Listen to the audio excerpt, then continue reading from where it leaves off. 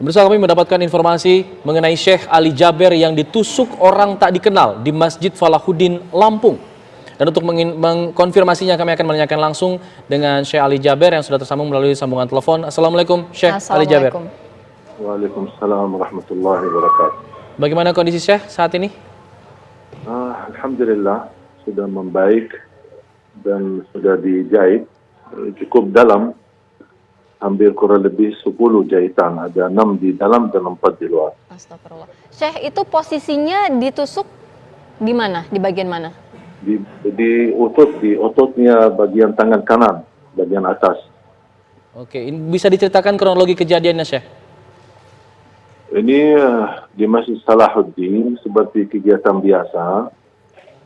Kita ikut safari dakwah dan saya mengawali acara untuk jamaah untuk jaga protokol kesehatan, jaga jarak. Kemudian kita mulai, saya memanggil seorang anak usia 9 tahun untuk tes bacaannya. Karena dia kan ikut wisuda. Oke. Dan sambil saya bantu dia untuk memperbaiki bacaannya, meluruskan hurufnya.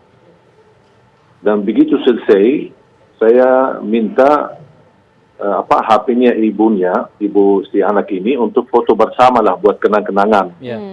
Ternyata ibu ini HP-nya full, gak bisa foto. Makanya saya minta sama jamaah menarah ke kiri, jamaah boleh pinjam HP-nya. Kasihan anak ini biar bisa dapat foto sekalian. Mudah-mudahan menjadi anak hafizah. Pas saya fokus ke kiri, kemudian menarah sekalian ke kanan untuk melihat siapa jamaah yang membawa HP-nya pinjam. Tiba-tiba di atas panggung ada orang lari. Kemudian karena posisi panggung ini cukup dekat dengan jalan. Karena posisi acara di luar, di lapangan masjid, bukan di dalam masjid. Makanya orang Belapo itu cukup gampang untuk bisa masuk. Karena tidak ada terhalang dengan jamaah atau kursi-kursi. Tapi subhanallah qadarullah ketika menarah ke kanan, saya tiba-tiba kaget melihat ada orang sudah di atas, di hadapan saya, dan saya langsung qadarullah respon. Kalau saya tidak lihat ke kanan, mungkin bisa qadarullah ke leher saya atau ke dada saya. Tapi subhanallah saya angkat tangan, makanya dia tusuk ke tangan. Maka begitu saya lawan, batah pisaunya ke dalam otot saya di kanan, bagian kanan. Baru subhanallah jamaah langsung amankan dan tangkap dia. Jadi bisa dipastikan pelaku ini bukan bagian dari acara ini atau datang dari luar begitu? Iya, kelihatan dari luar karena dia lari. Dia lari. Cuman ke posisi jamaah cukup fokus karena kita lagi bukan lagi ceramah tapi lagi diskusi dengan jamaah, berdialog dengan jamaah. Makanya jamaah banyak fokus ke saya, tidak memperhatikan. Dan ini kejadian pertama kali barangkali, apalagi posisi saya di panggung cukup dekat jalan gitu. Iya, bisa dipastikan Syekh pelaku ini benar-benar satu orang? Yang kita ketemu tadi satu orang. Apakah ada orang lain mungkin mereka lepas diri atau larikan diri dari tempat? Tapi yang kita lihat ini ada satu orang dan langsung diamankan.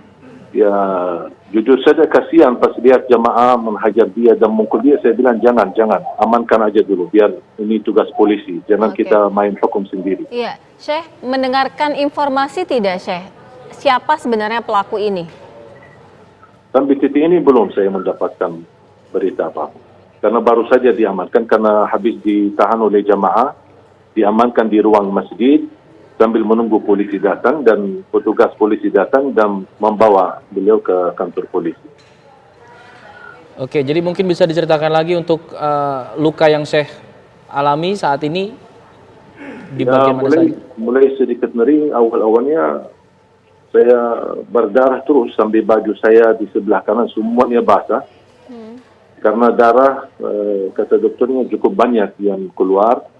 Sampai bajunya semua basah, terpaksa saya lepas baju dan lukanya cukup dalam. Makanya dikasih obat, suntik, kemudian baru dikasih jahitan bagian dalam dengan dagingnya. Karena ototnya cukup, tusuknya cukup dalam, sangat dalam. Makanya dokternya pun bisa mengobati tanpa harus ada suntik dan dikasih obat. Baru kemudian di jahitan bagian dalam kurang lebih ada 6 Kemudian baru di bagian di luar ditutupi 4, jadi semuanya 10. Syekh, mungkin bisa diinformasikan juga untuk profil pelaku ini seperti apa, mungkin ciri-cirinya atau dia mengenakan apa yang ia bawa pada saat itu.